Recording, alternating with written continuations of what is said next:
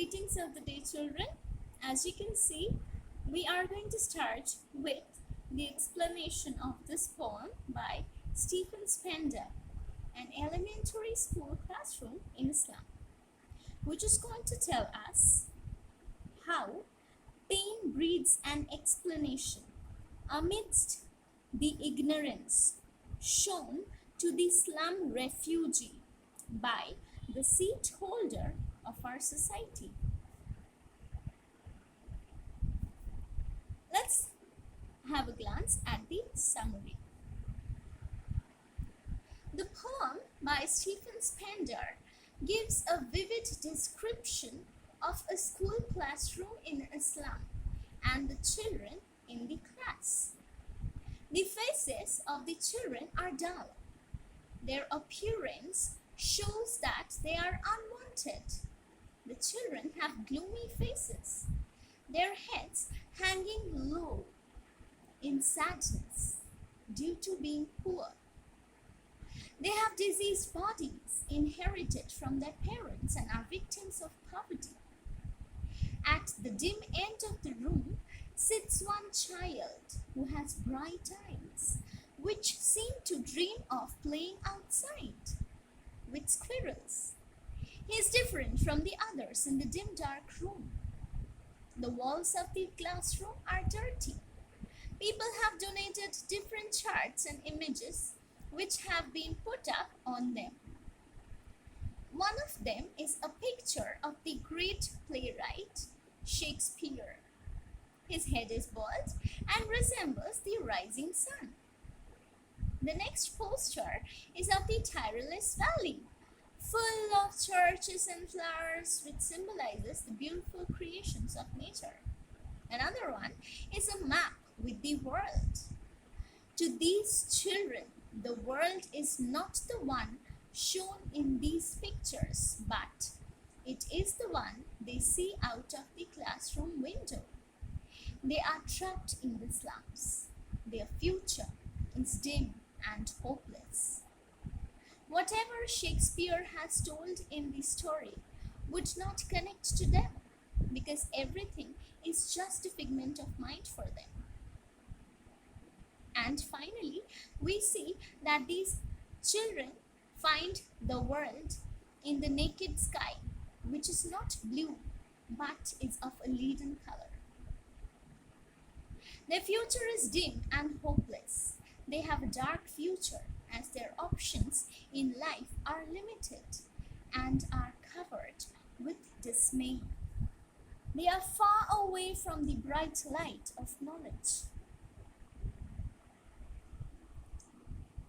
Look at the skeletal frame of the fate, which could have been a prose of fortune for these children in the slum.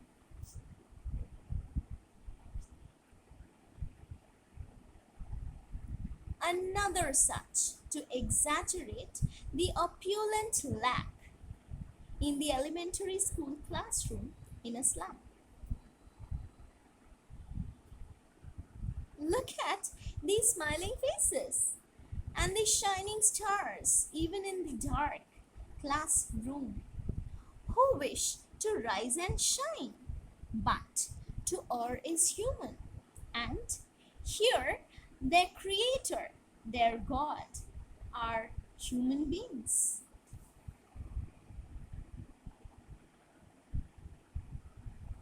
Let us continue. Comprehending these pictures is beyond their abilities. They hate everyone, and for them, Shakespeare is a wicked man, as no one loves them. They dislike everyone. The desire for love and acceptance forces them to do crimes like stealing. The children are so skinny that their clothes are like a skin and their skeleton is visible through them. This is due to lack of nutrition. They have worn-looking glasses made of steel, which are cheap, heavy, and uncomfortable. Their chances of fulfilling their dreams and moving out have been further reduced by building bigger slums. Until they come out of these slums, they will never know what the world looks like. The government system, which makes These slums is the cause for these people to live in them. The education system is such that it forces them to live in these slums. They are not given the right to dream beyond their slums. They have been restricted to the slums. And comes the thematic reference. The poem, written by Stephen Spender, describes the social inequalities which are prevailing in the society. In the poem, he describes the condition of the students of an elementary school which is situated in a slum area. The poet wants to draw attention of everyone towards these kids so that their life can be improved and they may get trained to become good citizens rather than criminals. Amazement has always been that latent fairy tale in every kid's mind and heart. Look how they beam when education is their sunshine, knowledge their tree. Let us discuss about the poetic devices in each of the stanzas. So let's meet with each of the ornaments put in the stanzas. So first, in the first stanza, we have simile, metaphor and repetition. Simile in the form of like rootless weeds. So the words like is enough for us to recognize that the phrase is a simile. People seeming boy is a metaphor, and repetition of far has been used quite a number of times in the stanza to put stress on distance. Moving on to the second stanza, we again have metaphor in the form of sour cream walls, which describe the dullness. The color not only describes the dullness in the classroom, but also the dullness in their lives. Moving ahead to the next metaphor, narrow street sealed with a leaden sky. Children, here the narrow street is the narrow sheet of possibilities put upon them, which is unfortunately sealed, that too, with a sky which is no more white and neither blue, but is leaden in color. Gray is the color of hopelessness. Moving ahead, we have assonance in the form of belled, flowery, tireless valley, because they have repetition of the vowel word vowel alphabet E. Moving ahead, we have allusion. Allusion is the reference of well-known personal places, and here it is in the form of Shakespeare's head, tireless valley, so on. Again, there's a repetition of far, which has been repeated in the form of a refrain, again to stress upon the word distance.